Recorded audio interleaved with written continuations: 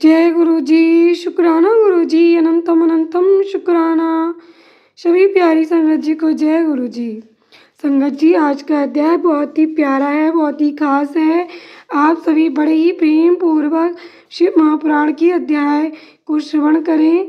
और गुरु जी हमेशा कहते थे कि शिव महापुराण का एक ही अक्षर कब किसके पुण्य कर्मों को जगा दे, कब किसके पाप कर्मों को नष्ट कर दे, ये आपको पता नहीं होता। इसलिए शिव महापुराण की कथा सुनना तथा सुनाना और शेयर करना तीनों ही संगत जी कल्याण करने वाले हैं। इसलिए बड़े ही प्रेम पूर्वक इस कथा को श्रवण करें। गुरु जी कितने प्यारे डिवाइन दर्शन दे रहे हैं आज। गुरु जी बहुत ही प्यारी स्माइल दे रहे हैं और गुरु जी के चोले में दर्शन भी हो रहे हैं। संगत जी बड़ी ध्यान से देखिएगा, आज गुरु जी दर्शन दे रहे हैं। आज मंडे का दिन है और गुरु जी बहुत ही प्यारे डिवाइन दर्शन दे रहे हैं। गुरुपा की स्माइल ही अलग आ रही है। संगत जी आज गुरु जी ने सत्संग भी करवाया और गुरु जी ने कड़ा प्रसाद भी बनवाया। और संगत जी देखिए आज गुरु जी ज्योत में कितने खास दर्शन दे रहे हैं। बहुत ही प्यारे ज्योत में दर्शन हो रहे हैं। आप सभी संगत जी संगत परिवार के लिए ज़रूर शेयर कीजिएगा दर्शन। गुरु जी के दर्शन शेयर करने से ही कब किसका कल्याण हो जाए। संगत जी किसी का कल्याण करने से अपना कल्याण सर्वप्रथम होता है। इसीलिए आप सभी गुरु जी के डिवाइन दर्शन सभी के लिए शेयर कीजिएगा। आज का अध्याय बड़ा ही खास है, बहुत महत्वपूर्ण है, इसे ही बड़े ही ध्यान से सुनिएगा। चलिए शुरू करते हैं गुरु वंदना गुरु मंत्र के साथ। गुरुर् ब्रह्मा गुरुर् विष्णु गुरुर्देवो महेश्वरा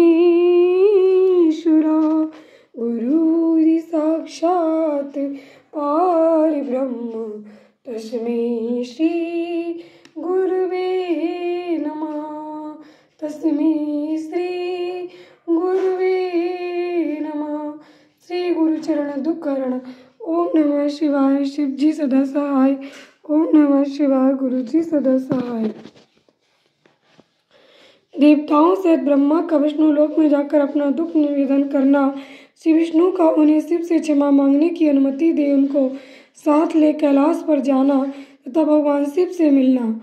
नारद जी ने कहा, विधाता महाप्राज्ञ, आप शिव तत्व का साक्षात्कार कराने वाले हैं। आपने ये बड़ी अद्भुत एवं रमणीय शिवलीला सुनाई है। तात वीरभद्र जब दक्ष के यज्ञ का विनाश करके कैलाश पर्वत पर चले गए तब क्या हुआ, ये हमें बताइए। ब्रह्मा जी बोले, नारद, रुद्रदेव के सैनिकों ने जिनके अंग भंग कर दिए थे वे समस्त पराजित देवता और मुनि उस समय मेरे लोक में आए। वहाँ मुझ स्वयंभू को नमस्कार करके सबने बारंबार मेरा स्तवन किया, फिर अपने विशेष क्लेश को पूर्ण रूप से सुनाया। उसे सुनकर मैं पुत्र शोक से पीड़ित हो गया और अत्यंत व्यग्र हो व्यथित चित्त से बड़ी चिंता करने लगा। फिर मैंने भक्ति भाव से भगवान विष्णु का स्मरण किया, इससे मुझे समयोचित ज्ञान प्राप्त हुआ। तो अंतर देवताओं और मुनियों के साथ मैं विष्णु लोक में गया और वहाँ भगवान विष्णु को नमस्कार एवं नाना प्रकार के स्तोत्रों द्वारा उनकी स्तुति करके उनसे अपना दुख निवेदन किया। मैंने कहा, देव, जिस तरह भी यज्ञ पूर्ण हो, यजमान जीवित हो और समस्त देवता तथा मुनि सुखी हो जाएं, वैसा उपाय कीजिए। देव रमानाथ, देव सुखदायक विष्णु, हम देवता और मुनि निश्चय ही आपकी शरण में आए हैं।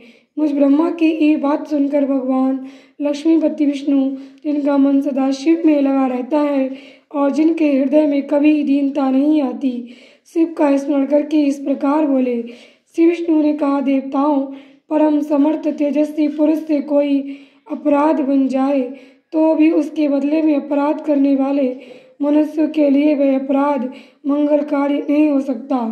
विधाता, समस्त देवता परमेश्वर शिव के अपराधी हैं, क्योंकि इन्होंने भगवान शंभु को यज्ञ का भाग नहीं दिया। अब तुम सब लोग शुद्ध हृदय से शीघ्र ही प्रसन्न होने वाले उन भगवान शिव के पैर पकड़कर उन्हें प्रसन्न करो, उनसे क्षमा मांगो। जिन भगवान के कुपित होने पर ये सारा जगत नष्ट हो जाता है तथा जिनके शासन में लोकपालों सहित यज्ञ का जीवन शीघ्र ही समाप्त हो जाता है, वे भगवान महादेव इस समय अपनी प्राण वल्लभा सती से बिछुड़ गए हैं तथा अत्यंत दुरात्मा दक्ष ने अपने दुर्वचन रूपी बाणों से उनके हृदय को पहले से ही घायल कर दिया है। अतः तुम लोग शीघ्र ही जाकर उनसे अपने अपराधों के लिए क्षमा मांगो। विधे उन्हें शांत करने का केवल यही सबसे बड़ा उपाय है। मैं समझता हूँ ऐसा करने से भगवान शंकर को संतोष होगा। ये मैंने सच्ची बात कही है ब्राह्मण। मैं भी तुम सब लोगों के साथ शिव के निवास स्थान पर चलूँगा और उनसे क्षमा मांगूंगा। देवता आदि सहित मुझ ब्रह्मा को इस प्रकार आदेश देकर श्री हरि ने देवगणों के साथ कैलाश पर्वत पर जाने का विचार किया।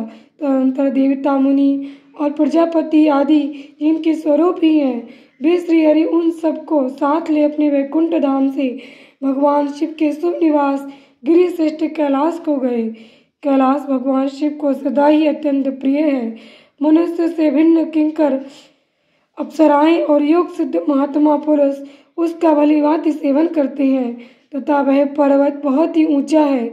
उसके निकट रुद्रदेव के मित्र कुबेर की अलका नामक महादिव्य एवं रमणीय पुरी है, जिसे सब देवताओं ने देखा। उस पुरी के पास ही सौगंधिक वन भी देवताओं की दृष्टि में आया, जो सब प्रकार के वृक्षों से हरा भरा एवं दिव्य था।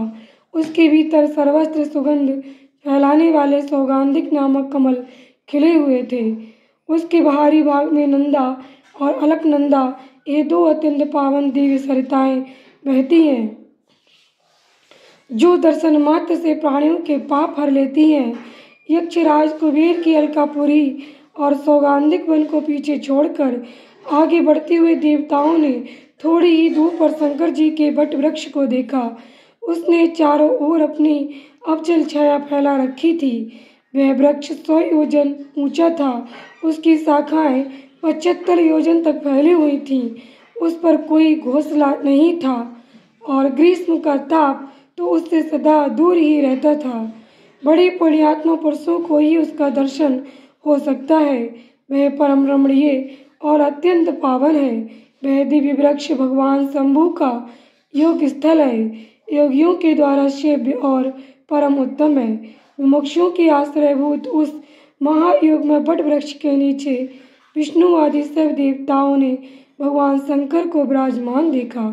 मेरे पुत्र महाशिव दशनकादि, जो सदा शिव भक्ति में तत्पर रहने वाले और शांत हैं, बड़ी प्रसन्नता के साथ उनकी सेवा में बैठे थे। भगवान शिव का श्री विग्रह परम शांत दिखाई देता था। उनके सखा कुबेर, जो गृहों को राक्षसों के स्वामी हैं, अपने सेवक गणों तथा कुटुंबी जनों के साथ विशेष रूप से उनकी सेवा किया करते हैं। वे परमेश्वर शिव उस समय तपस्वी जनों को परम प्रिय लगने वाला सुंदर रूप धारण किए बैठे थे। भस्म आदि से उनके अंगों की बड़ी शोभा हो रही थी। भगवान शिव अपने वत्सल स्वभाव के कारण सारे संसार के सुहृद हैं। नारद उस दिन भी एक कुशासन पर बैठे थे और सब संतों के सुनते हुए तुम्हारे प्रश्न करने पर तुम्हें उत्तम ज्ञान का उपदेश दे रहे थे। वे बायां चरण अपने दाईं जांघ पर और बायां हाथ बाएं घुटने पर रखे कलाई में रुद्राक्ष की माला डाले सुंदर तर्क मुद्रा से विराजमान थे। इस रूप में भगवान शिव का दर्शन करके उस समय विष्णु आदि सब देवताओं ने दोनों हाथ जोड़ मस्तक झुकाकर तुरंत उनके चरणों में प्रणाम किया। मेरे साथ भगवान विष्णु को आया देख सत्पुरुषों के आश्रयदाता भगवान रुद्र उठकर खड़े हो गए और उन्होंने सिर झुकाकर उन्हें प्रणाम भी किया। फिर विष्णु आदि सब देवताओं ने जब भगवान शिव को प्रणाम कर लिया, तब उन्होंने मुझे नमस्कार किया। ठीक उसी तरह जैसे लोगों को उत्तम गति प्रदान करने वाले भगवान विष्णु प्रजापति कश्यप को प्रणाम करते हैं।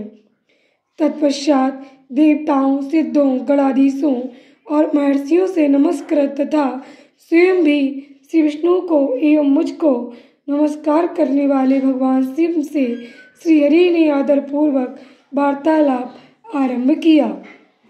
आज का अध्याय हमारा यहीं पे समाप्त होता है। संगत जी, जय गुरु जी, शुक्राना गुरु जी, अनंतम शुक्राना। संगत जी, आप सभी का परिवार सदा स्वस्थ सुखी समृद्ध रहे। और मन तो और होता है शिव महापुराण कथा पढ़ने का, पर संगत जी समय के लिए देखते हुए अध्याय को विराम करते हैं। और कथा सुनने के लिए आप बने रहिए और इस चैनल के लाइक कीजिए, सब्सक्राइब कीजिए, बेल आइकन को प्रेस कीजिए, दूसरी संगत के लिए शिव महापुराण कथा शेयर कीजिए ताकि सभी संगत जी का कल्याण हो। जय गुरु जी। शुक्राना गुरु जी।